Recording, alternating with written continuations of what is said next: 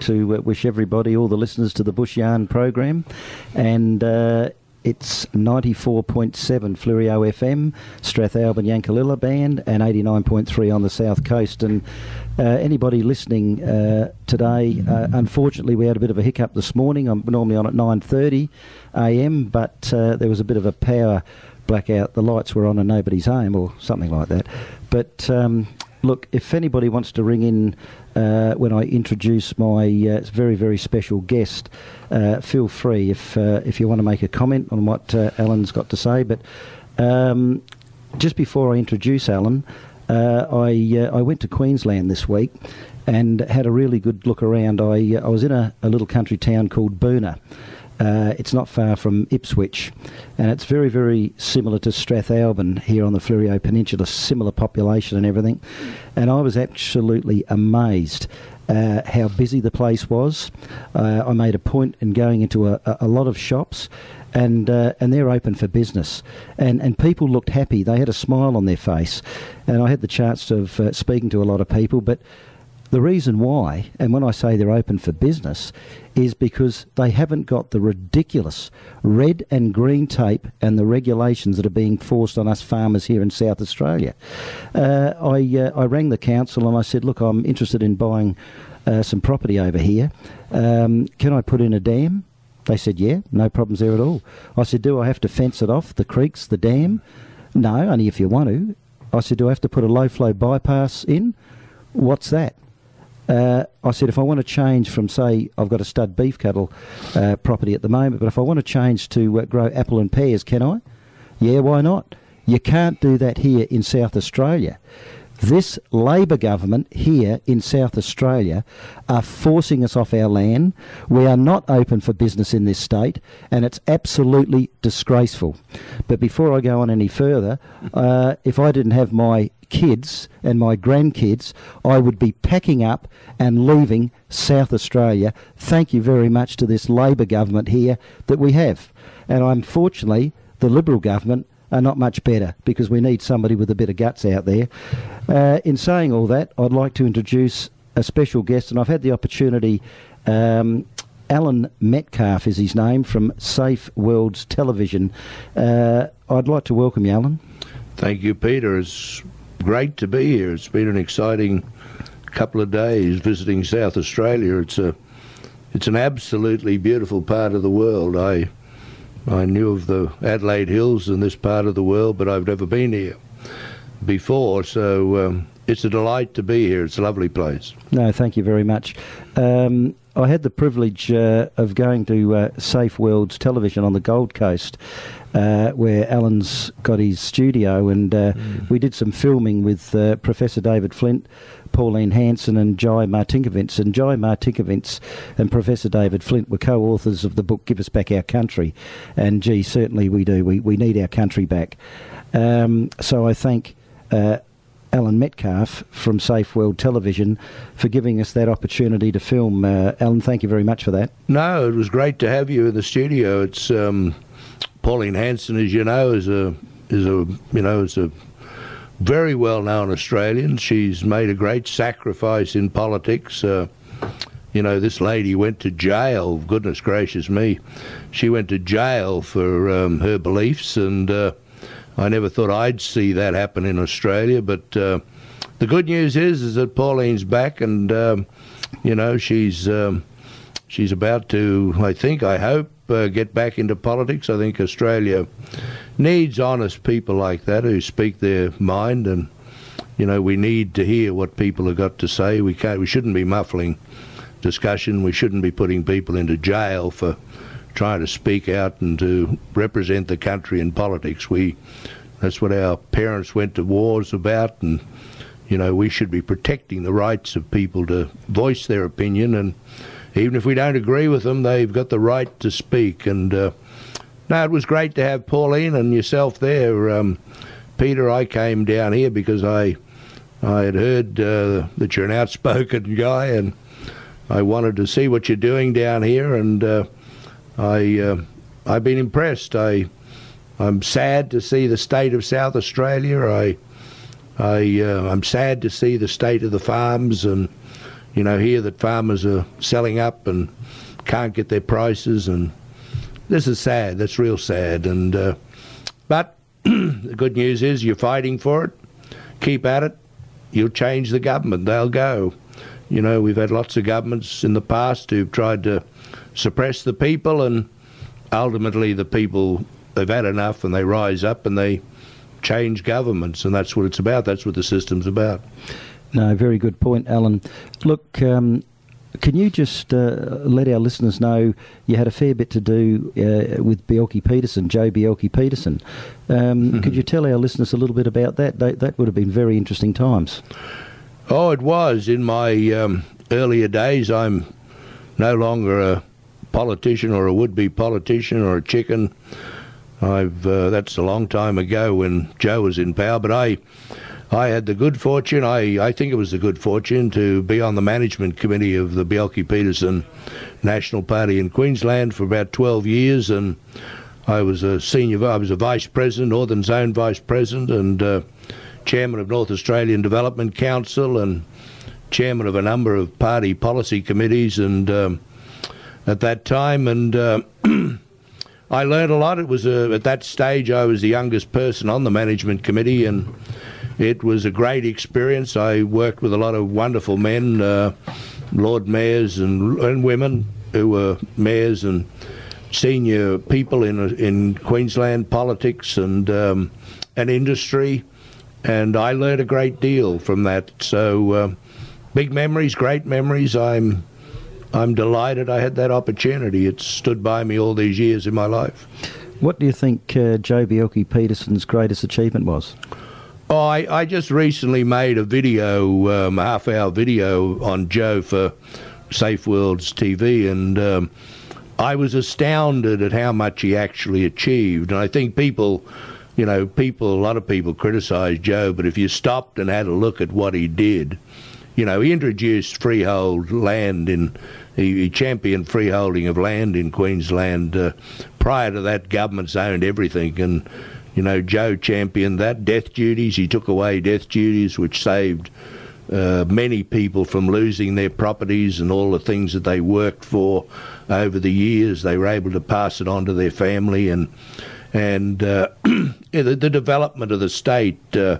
I was chairman of Minerals and Energy Committee at that time, and what we achieved with the development of the Bowen Coal Basin and Mount Isa mines and the different other developments in Queensland created thousands of jobs, electrification of the railways, the Gold Coast. When you go to the Gold Coast wouldn't be there today without Joe Bjelke-Petersen.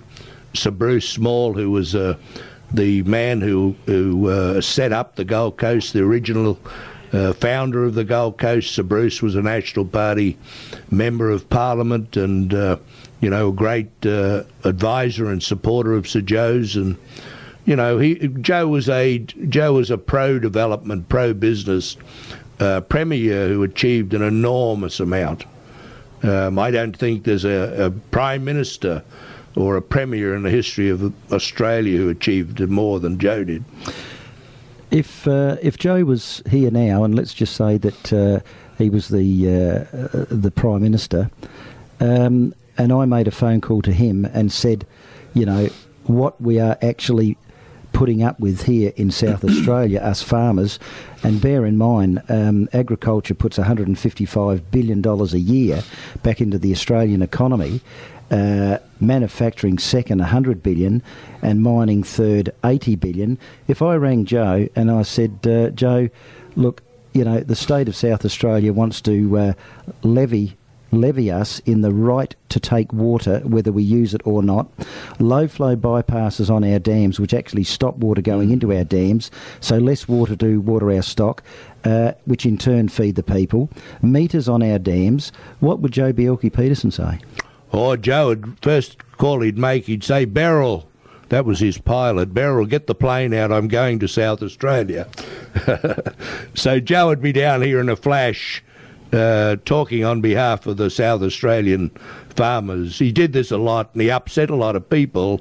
They said you got no right to do this, but I disagree. I'm a Queenslander. but I'm also an Australian, and when I see bad government, when I see things that are bad, I don't care where they are in Australia or wherever I travel throughout the world, I speak out and say something about it. And that was what I loved about Joe. He had the courage to stand up for people who were being oppressed. It doesn't matter where they were, and he loved farming. He loved the fact that, he knew and understood the importance of farming and our mining industries and our small businesses, and he understood all of that. He was a farmer himself. He cleared land and he built dams, and he was a very, very constructive guy, and he hated to see that suppressed, and he hated to see people lose their jobs. So he'd be here in a flash. He'd get his little plane out, and across the border he'd come, and he'd be down the main street in the main square here in Adelaide, and he'd be yelling out at the top of his voice, and he attracts a crowd. You know, I went with him a couple of times on trips like that. We went to Tasmania, I remember, on one occasion, and 7,000 people turned up in I forget the name of the square in Hobart, and you know, they were rocking the boat. We were on the back of a truck, but he spoke out for freedom, and so he'd be here standing side by side with you, and you know, and if I can do anything, that's all I'm visiting for. Is, you know, I just want to give you a bit of encouragement, because we got to do this as Australians. We've got to take back our country. The way it's going, it's we're not going to have a country, like old Slim Dusty says in your introductory song there. We're losing our country, and you know, as Australians, we got to wake up, and we got to be prepared to stand up for our rights. It's our right to speak out. Look, couldn't agree with you more, Alan. Gee, I tell you what, I wish we had Joe here now, because I can't say this enough, Alan, that we are in really, really, really bad shape here, and it's a situation where I just wish the opposition would really stand up to this rubbish. We've got Family First here in South Australia, the Honourable Robert Brokenshire, and he's standing up for us farmers, but unfortunately he hasn't got the balance of power in the upper house, and that's another thing I want to bring up to you. You know, here in this state we've got the Legislative Council, the upper house. Naturally, federally we've got the Senate. I know in Queensland you haven't got the upper house. How important is the Senate and the upper house?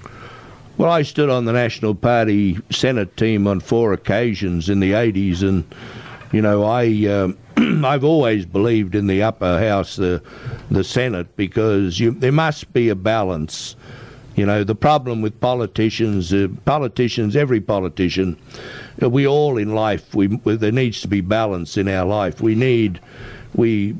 Power corrupts, and absolute power corrupts absolutely, and there must be a balance. And, you know, you'll hear people say to you, well, let's get rid of the Senate and we'll save all this money. And, well, that's false economy, because you're going to get corruption, you know, and you're encouraging people to steal, you're encouraging people to do things that are not good, because there's no one there to check them. You know, I travel to the United States a lot, and, you know, I was shocked when they when the Democrats introduced the National Health Bill, or Obamacare as they call it in the United States, and the Speaker at the time said, you know, they said, "What's in the bill, Madam Speaker?" And Nancy Pelosi said, "Well, you got to pass the bill to know what's in the bill." Holy mackerel. You've got to be, you know, that's the United States, and it's a multi-billion dollar package. I think there's something like 2,500 pages of legislation, and they still today don't know what was in that bill. That's terrible. It's a disgrace. Absolutely terrible. It's a disgrace, and politicians get paid for this. Going on, you spend a lot of time travelling, and I know you spend a lot of time in America, and you have a little bit to do with Sarah Palin from the Tea Party. Can you tell us a little bit about the Tea Party in America? Oh, I'm a free enterprise guy. I love freedom. I love free speech. I know our parents. I had 2 brothers who fought in wars, and you know, we've all got family members who sacrificed. We got boys overseas now in Iraq, and, you know, they fight. What are they fighting for? They're fighting for our freedom. And, you know, when the people, it's all about people's freedom, the freedom, and it's freedom, you know, not just to go down the beach or whatever it is, but it's the freedom to do what you want with your land, and the freedom to speak, to do, you know, to do what you want to do in life. It's the fulfillment of your happiness, right? And in America today, people, like in Australia, they can see that being taken away. They can see that being taken away. And what's happening is that there's a movement of people right across America from all political parties. It's not just the extreme right, it's Democrats, it's people from the centre of politics. And they're rising up and they're turning out and they're protesting what the government's doing. America's getting into incredible debt to China and places like that. Communist countries now control the future of America, and that's frightening. It should be frightening every person, right? And so the Tea Party is that movement of people that has risen up and said, we've had enough. Enough is enough. Give us back our country. That's all it is. Why is it called the Tea Party? Because that's what Americans did in Boston back in the early days, when they said to the British in Boston Harbour, we've had enough. You know, you're taxing us to death. And they threw all the tea overboard, right? That's a historic event, and they call that the Boston Tea Party. And so the Tea Party is just a name given to that movement in America, where the people are standing up like you're doing here in South Australia and say, we've had enough. You know, faceless people passing legislation that all it's doing is making life difficult. It's leading people into slavery and communism and all of these things that are, you know, it's anti-Australian. It certainly is, Alan. And you mentioned the word communism, and that's a very, very scary word to me, I can tell you. But look, the situation we've got here, on the side of the roads here, they're planting this kerosene bush, prickly acacia paradoxa it's called. I noticed in Queensland when I was there, the roadsides are as clear as a bell. You can see oncoming traffic, you can see kangaroos grazing on the side. They're creating an environment, an unsafe environment here in South Australia. You know, they talk about climate change and all the rest of it. You know, wildfires. We're going to have more bushfires. Of course we are, because of the climate they're creating. It's got nothing to do with climate change. What's your view on that, Alan? Well, one of the biggest problems in politics is that people who shouldn't be there get into politics.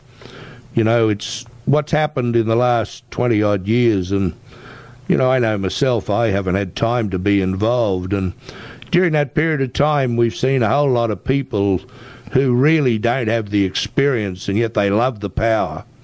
They love the power, and they've got into positions of power all over the world. They're in positions of power, obviously, in South Australia, and they're drafting legislation and laws and regulations which are impractical. They're not... You know, when you've got good government, you've got practical men and women in government that understand what the state needs, what the country needs to survive and succeed. But when you get a country that's run by academics and faceless people who sit behind doors in bureaucracy drafting legislation and regulations and stuff for farmers that they know nothing about, it ends up in chaos. You can't help but have problems, and that's what's happening. That's obviously what's happening here in South Australia, with all the things you've told me about the water and the countryside, and you know, it's just people who don't know what they're talking about drafting legislation that they shouldn't be drafting. You know, the sad part is, Alan, that this state could be turned around at the drop of a hat. And I don't say that lightly, because you know yourself, if agriculture is doing well, if farmers are allowed to farm, it has a chain reaction on every business. It doesn't matter, you know, like your country towns. Communities build towns build businesses, and so forth, and it has that chain reaction on all businesses. Alan, I'd just like to, if you can speak a little bit about what is Safe World Television all about. What are you trying to achieve with Safe World Television? And for the people that have only just tuned in, my guest here today is Alan Metcalfe from Safe World Television, and I think it's very important for you to listen to what Alan has to say here, what his vision is for Safe World Television. Well, all my life I've been interested in people and freedom. That's all I've ever been interested in, is working to give people freedom. And I love the media, and it's all, to succeed in life you have to communicate. You must be a communicator. And look at this little community radio station here that's playing an incredible part. It's making a beautiful contribution to this community down here. Well, that we've got to encourage community communications. And I was in the 70s. I was the guy who pioneered community newspapers, those things they throw over the fence for free. And I was fortunate enough to work out that you could do these things and pay for them, selling advertising. But what has happened is advertising, the internet has come along, and there's not enough advertising in the world to support all the people who want to communicate. Right? Rupert Murdoch has found this out. Not every company, every business, not everybody advertises. And what advertising is available today in the world is monopolised pretty much on the online by Google. So we had to find another way, and if we're going to have community communications. And so what I've been doing for the past 30 years since I got out of community newspapers is I've been looking for a way. How do we commercialise the internet? How do we make online communications viable? And if you say, oh, it's already viable, well, that's not true, right? That's not true. If you look at what Rupert Murdoch's a former South Australian. My goodness, look what Rupert's achieved on a global basis. The son of South Australia, right? Well, Rupert tried to move his entire organisation onto the internet, onto the World Wide Web, but couldn't do it. He's been trying to do it for several years now. He bought MySpace for $600 and something million and sold it for about $30 million because he couldn't make it work. He couldn't come up with a commercially viable business plan for online communications. So that's what I've been working on. I had the good fortune to realise that what we have to do is we have to create a system of digital monetisation. We have to create a worldwide infrastructure.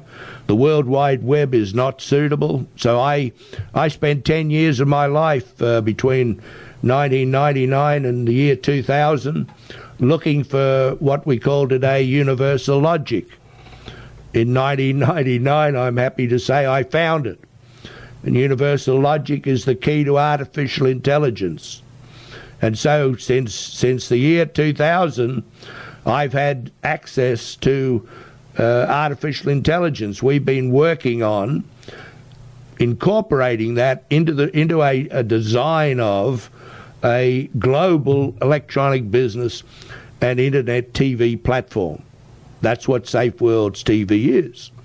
And after many years of work, we've now invested about $45 million in this effort. We now have functionality, which, Peter, you saw.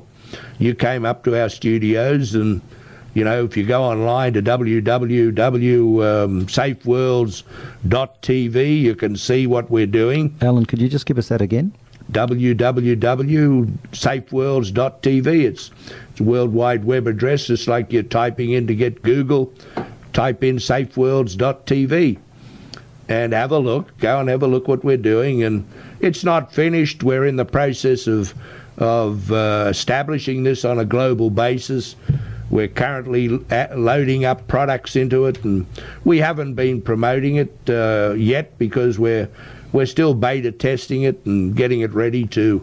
Hopefully next year we can make a lot of noise and tell people about it. But when already Safe Worlds TV offers communities everywhere and small businesses the opportunity to have internet TV and to do electronic business on an affordable basis.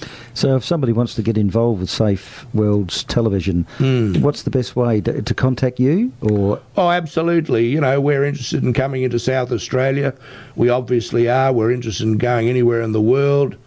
You know, clubs, charities, any not-for-profit organisation that's looking for a way to get their message out, to earn money, because this is different to Facebook, for example, or Twitter, or any of these other systems. YouTube, it's different to YouTube in as much as it provides you a way to earn money by promoting product sales with your own little television programs. So people can make videos, and you know, this could be what we're doing here today in this radio studio could be a little internet TV program. Gee, that's great. So if people want to get in contact with you, Alan, how do they do it? Do you want to give out a number, or can they go on your website? What's the best way If you go to www, as I just gave you, safeworlds.tv, and you go to the main home channel there, you'll see a contact and information, please, contact form there. Just click on the contact button and send me an email, or contact Peter here at this studio, and I'm sure Peter would pass on, you know, if there's somebody that... but we're coming to South Australia soon.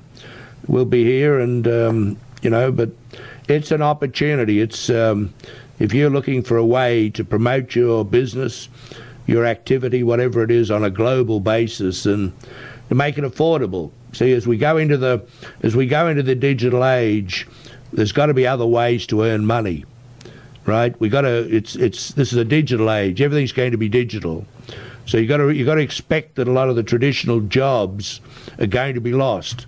This is why, if you read the newspapers, you'll hear all the experts talking about a jobless recovery. Well, that's terrible. You know, certainly is. People have got to have jobs. And we've got to work out how to create jobs in the digital age, because computers can be either our enemy or our friends. And, you know, I know from the work I've done with artificial intelligence that computers can be a great friend to mankind, but we've got to work it out. We've got to work with them and think positively and not negatively about these machines. No, correct. As I said earlier, that I was just most impressed with your studio, Alan. It's very, very professional, and it's good to see something like this raise its head, because it's an opportunity where people can actually hear the truth. I mean, we know what happens with mainstream media. They only want to tell us what they want to tell us.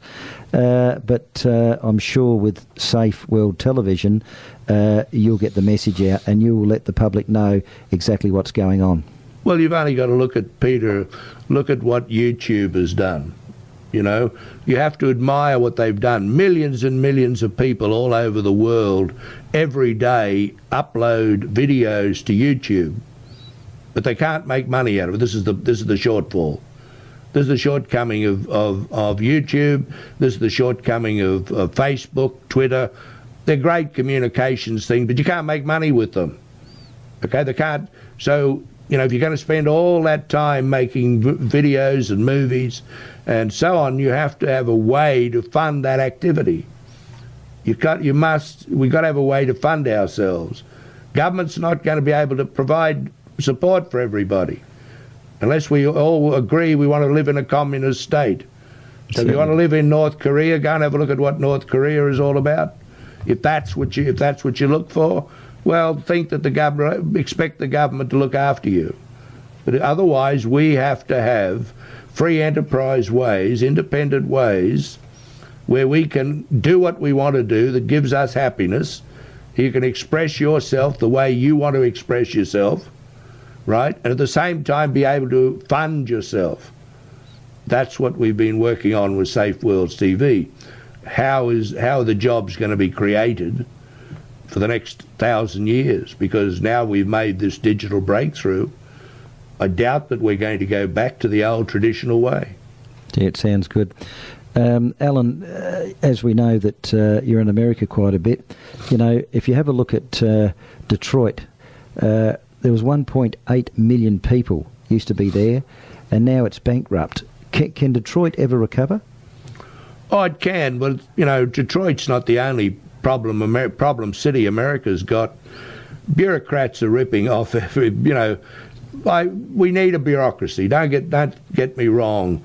I believe that everybody should be paid fairly. If you pay peanuts, you get monkeys. But I hate corruption. I hate people who cheat and rip off and, you know, rip off the system, because somebody's got to pay for it. And it's immoral. It's totally immoral that we do this at the expense of our own children and grandchildren. And that's what's happening in these cities. The people that are there now have got their hands into the cookie jar up to their elbows, and they're taking too much out of the system. The cities can't collect enough tax to pay for all these things. Somebody's got to pay for it, right? You might say, oh, I don't care, I want mine, give me mine. And that's the problem in the world today. People are too bloody selfish, right? Excuse the French. No, you're right. It's annoying. And you see a wonderful city like Detroit that gave us so much entertainment and fantastic, you know, the Supremes and all those, Michael Jackson and all those people came out of Detroit. And now the city has dropped in numbers. There was $1.8 million. It's like a ghost town. And that's happening right across America because the bureaucrats are taking too much money out of the system. They're too selfish, see? You got to stop that. The unions have got to stop that. That's why people don't like unions. You know, I'm not against unions. I totally believe in people's right to unionise, but I don't believe that big companies have got a right to rip people off, and I don't believe unions have got a right, or big government, big nothing. You can't cheat, lie and cheat and get away with it. In the end, we destroy our own homes. We destroy the future for our children, and that's what we're doing. Oh, I couldn't agree with you more. Do we need less bureaucrats and politicians? No, we need stronger leaders. You know, the sad thing is, you know, we talked about old Joe before. You wouldn't do all these things under Joe Bjelke-Petersen. You wouldn't do it. You know, people say Joe was corrupt. Well, I don't believe that. I seen him kick the backsides of too many ministers and tell them to get their act together, and you know, and that's what you need. You've got to have it's like a family. If you've got children who are misbehaving, you have to discipline your children. You know, otherwise they're going to get into drugs, they're going to do all sorts of naughty things and cause you know, unhappiness. And that's what's happened. It's the same in politics. You got to understand that politics is an incredibly competitive business. Everybody wants to be in power. Corrupts. Everybody wants power and money, and it corrupts. And you have to have leaders who are incorruptible. You have to have people who are honest. You know, and that's why people say I'm a Christian, and I say it unreservedly because. And people say, why do you talk about it, Alan, all the time? Well, because I believe in the values of Jesus Christ. If you take Jesus Christ out of the world, I don't want to preach to anybody, but you just do your own history. You take Jesus Christ out of the world, and we would have all eaten each other by now. You wouldn't have the world we got today. You wouldn't have the freedoms. And so it's that lack of morality that's in government, in leadership. People caring for the average Australian, caring for the aged and the old people and the young people, the kids, the next generation. That's what we need today. That's the trouble. If you brought a new bunch of leaders in who were honest and morally responsible, the world would change overnight. This country would boom like nothing before. No, exactly right. We might go for a short break in a minute, Marie. Alan, what can you tell us about the three frogs? Oh, my goodness, the three frogs. Oh. Well, we were talking, Peter was... See, let me get back up a bit there. So put it into context. If you read the Bible, you see the amazing thing is, I'm going to tell you something that shocks a lot of people, but the facts are, and I get criticised for this, but the facts are I found the key to artificial intelligence in the Bible. Okay, that's so you're going to digest that. And what I had to do, people say, well, how could you find the key to artificial intelligence in the Bible? Well, I realised I came out of the mining industry in the early days and studied mathematics and logic, and and as I looked at the problems of computing in the world, the big problem is coming up with a standard that allows computers to talk to each other. This is the only way that you can overcome the problems of complexity. When you think of computers running the whole world economy, you're talking about incredible complexity. Now, the only way you can solve that complexity, there's not enough people in the world to handle all the data and to input the data, and you'd think of all the trillions of transactions that are taking place in the world economy every day, every minute, every hour. Millions of products are being exchanged and all sorts of things are going on. That is an enormous complexity, right? Now, the only way you can solve that is with artificial intelligence. So you create robots that do the work. And really, but what the challenge has been to discover what is artificial intelligence. That's the challenge. Stephen Hawking said the other day, if you follow science at all, Hawking said that the discovery of artificial intelligence will be the biggest thing that's ever happened to mankind. That's how important people are starting to realise artificial intelligence is going to be to the world. So anyway, I was fortunate enough to realise this back in the 80s, the mid-1980s, and I was looking for a solution, and I realised that we had to find a common logic or a common language that computers could use to communicate and so on. We had to make it so that computers could talk to each other without human interference, right? So we had to find a language, a computer language, that created artificial intelligence. And so I was looking around for that language because I was in the business. I had 2 public companies that were involved in trying to network universities around the world. And so when I tried to, and I was working with the top universities, the top researchers in the world, and when I realised that they couldn't solve this problem, then it dawned on me how important this problem had to be. And so I started to look around for it, and lo and behold, someone said to me, it's a long story, but I'll just try and give you some of the highlights of what happened. As I was looking for this common logic, someone said to me, are you aware that the Greeks, the ancient Greeks, called Jesus Christ Logos? I wasn't. I hadn't. They said, go and check out what Logos means. That's Logos. Right? It means it's what it is. It's the personification of logic. In other words, the word or the law of God became flesh. It became a person. That's the story of Jesus Christ. And I thought, wow, that's interesting. I wonder, because I'm looking for a logic language.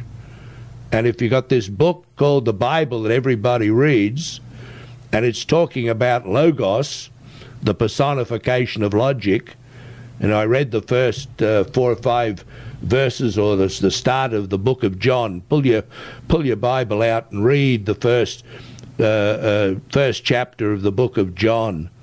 And it says the Word was with God, the Word was God. And it says this is the light. This is the light that lights every man that comes into the world. See, this is the enlightenment of the mind. This is who Jesus Christ is. Now, I know that the world teaches a whole lot of other things who Jesus Christ is, but as the book of John says, he was in the world, but the world didn't know who he was. And I think that's the problem today, is people have jumped to conclusions about who is Jesus Christ. I'm here to tell you that what I've discovered is that the Bible is a scientific document that is mathematically perfect, right? And before you jump to criticize me, just wait, because I've already published a couple of books. You can get them by visiting safeworlds.tv, right? They're free books. I don't charge for them. You can take them and read them. I'm about to publish another one in a couple of months on mathematics, which explains how the Bible story explains mathematics. And I'm talking about all of mathematics. And I've had some discussions with some very interesting mathematicians who've scoffed at what I'm doing. And what I say to them, well, sir, explain to me. You're a great mathematician. Bless you, Marie. Oh, thank you. It's a bit cool here in the studio. Let me get back onto that track so that, see, I say to the mathematician, you explain to me, sir, how the number 1 exists. See? Think about that. All of mathematics is based on the concept of 1. The Bible tells us that God is 1. Right? Think about that. But how does God exist? Or how does the number 1 in mathematics exist? Now, if you're a science freak, you'll know that all the scientists in the world are talking about Big Bang Theory, and they're looking for the singularity. The other person in the world that's very prominent in the search for artificial intelligence is an American guy called Ray Kurzweil. Kurzweil's written books about the coming singularity. But ask these people, what is the singularity, sir? Right? As anyone who went to school knows, if you understand the English language, you know that the singularity means it's 1. So, how does the 1 exist? Right? The fact is that everything is an equation of its parts. Right? That's what science tells us. The Bible tells us that God, 1, is a Holy Trinity. See? In other words, the Bible tells you that God is the first equation of mathematics. See, and when I realized that this was what it was all about, I knew I was onto something. I followed that through, and I discovered that the Bible, once you can break that code, it's written in code, it's all about thought, and what it is the law of thought. God, the law of God, is about the law of thought. So you'll hear Christians say, you got to be born again. Okay? If you got to be, what does that mean? You got to change your mind. There's only one way that you can be born again, is to change your mind. You know, today you might be in trouble. You might have all sorts of problems, right? You might be a drug addict. You could want to give up smoking or drinking or whatever it is. We've all got problems. Everybody's got problems, right? But we've got to come to that decision, look, I'm going to change my life. And that's all being born again is. I know the church puts great ceremony on it and all that sort of thing, but you can do it in the privacy of your own home. You can decide to change your mind and be a different person tomorrow. You can forget about your past. Who cares? It's behind you. It's forgotten. Right? That's what it's all about. That's the Bible story, and I was able to reduce that to a mathematical model, right? That explains, basically it explains the law of thought, how we think. And with that mathematical model, I was able to reduce that down to a database, databases in computers. I was able to reduce that down to a little database object, right, that's like a child's mind. And so what we've been doing for the last 10 years, and people are saying, oh, it's taken you a long time. Well, for goodness sake, think of what we're doing. Of course it's taking a long time. No one's ever done this in the history of mankind. Right? The biggest IT companies in the world haven't been able to do it. My little team in Brisbane has been able to do this. We've been able to produce this little artificially intelligent mind, and now we've trained that mind to act as an internet, TV, and e-business system. And now we can replicate that the same. We can copy and paste thousands, millions of copies of it, and they can all talk to each other according to the language. See, that's what we've done. That's now finished. The system works. When you go to see Safe Worlds TV, that's what's driving that interface that you're looking at. Right? Now it looks like any other website. I understand that. But think about what's behind it. What the power that we're giving to people, because what we're able to do with that little thing, we've got a little piece of software that allows you to build your own channel, to sell your own products, and to create your own television channel that you can broadcast to the world. We're soon going to have internet radio, right? And so that's what that little mind is allowing us to do. We're able to sell billions of products and services and handle it because it's all automated. We don't require thousands and thousands of people to be inputting information. The system does it all itself. Is this a way of less jobs, though, Alan? Is this, when we talk about artificial intelligence, robots and things like that, is this going to sort of stop people working to a certain extent?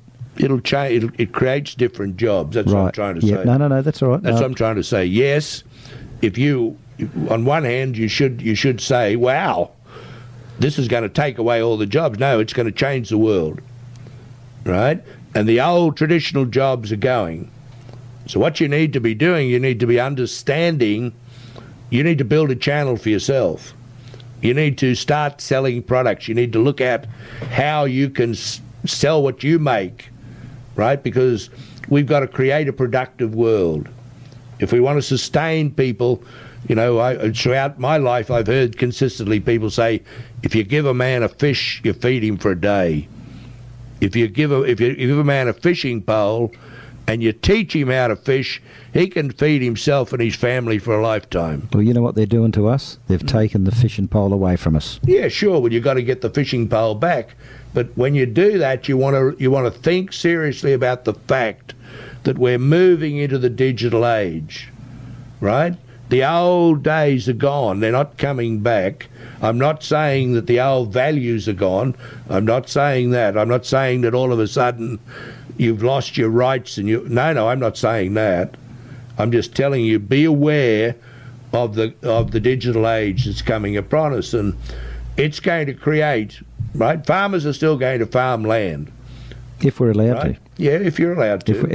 If we change government. Yeah. We have to change government, because I tell you now, in this state of South Australia, and as I said, I went to Queensland this week and it really opened my eyes, I can tell you, the buzz that's there. But we need to change this socialist government, and I tell you what, I don't hold back on that. Socialist government that is destroying our ability to grow food. This Premier is going around to country towns saying he's listening. He's not listening one bit. He's just stitched up our food bowl in the sea with marine parks and sanctuary zones, and now we're getting billed for the right to take water, whether we use it or not. This is an absolute disgrace. Bring Pauline Hanson-Brack, and I tell you what, if we can reincarnate J.B. Elkie-Peterson, do it. Alan, just before we finish off, I'm just wondering if we can, what would be your vision for Australia? Let's just say that you're in the hot seat, you're the Prime Minister. What would be your vision for the people of Australia? Oh, heaven forbid that I got that responsibility, but what's my vision for Australia? Well, let me start with saying that I love Australia. I absolutely love Australia. I love the Australian people. Every time I travel, I can't get home fast enough. I love this country. I truly, truly do. I am heartbroken that we've got such wealth. We've got such wealth in this country.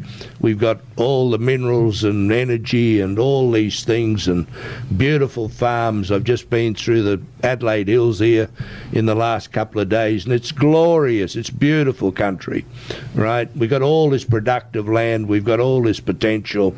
And it's being stifled. It breaks my heart.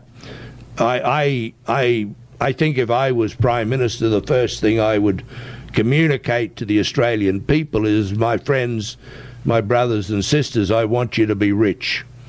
I think we've got to stop this rubbish about there's some glory or some benefit in being poor, right? And we've got to have the right to our own money. I want you to be rich. I don't want the government of Australia to be rich. So I would cut out all the regulations. I would free the people. I would let the power of the people go, right? If you do that, if you freed the creative power of the Australian people, this place would boom like never before. So that's my vision for Australia. We've got to embrace modern technology. That's what I'm trying to do, right? Don't make the mistake of thinking that computers are a passing fancy. For goodness sake, they're going to control your life and your grandchildren. You must get up to date with computers and understand where these things are going. They're not difficult, right? But that's my vision. We should be in the business of building other nations up. I don't believe in sending troops. I don't want to have war with anybody. I want to do business. And I want to create rich trading partners. We should be looking at all our neighbours and trying not only to make Australians rich, but to make our trading partners. Give them the resources that they need. Give them the systems that they need. Build these people up on reciprocal trade arrangements. Free trade arrangements sound great, but I don't want to have a free trade. I want to have a reciprocal trade arrangement.